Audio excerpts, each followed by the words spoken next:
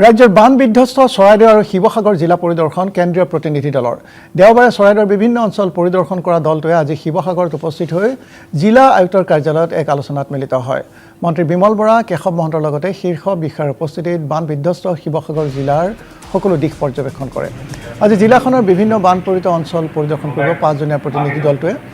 গৃহ মন্ত্ৰালয়ৰ যুটীয়া সচিব এম ৰামচন্দ্ৰন্দুৰ নেতৃত্বত অহা 6জনীয়া কেন্দ্ৰীয় পৰ্যবেক্ষক দলটোৱে দেওবাৰে মাহমৰা আৰু সোণাৰী পৰিভ্ৰমণ কৰে। আজি শিৱসাগৰত উপস্থিত হোৱা দলটোৱে যোৰহাট গোলাঘাট জিলাও ভ্ৰমণ কৰিব।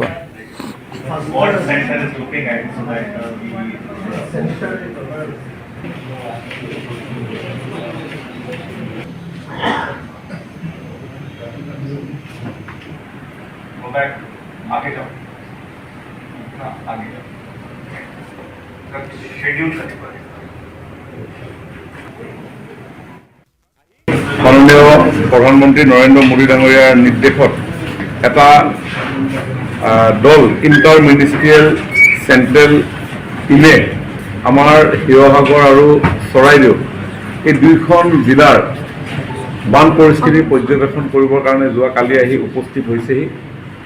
ইতিমধ্যে যোৱাকালি চৰাইদেউ জিলা বিভিন্ন স্থান পৰিভ্ৰমণ কৰি শেহতীয়া বানৰ বিপৰ্যয়ৰ কথা তেওঁলোকে বুজ লৈছে।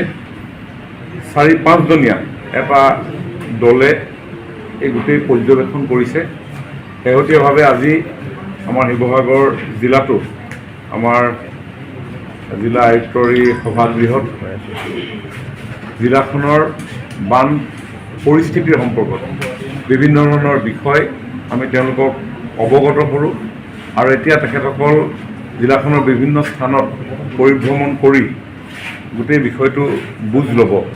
শিৱসাগৰ জিলাখনত প্ৰায় 385খন গাঁও এই বানৰ কবলত পৰিছে আৰু য'ত প্ৰায় 4 লাখতকৈও অধিক আমাৰ যিটো হিচাপ আহিছে 4,03,134 গৰাকী ব্যক্তি এই বানত এফেক্টেড হৈছে।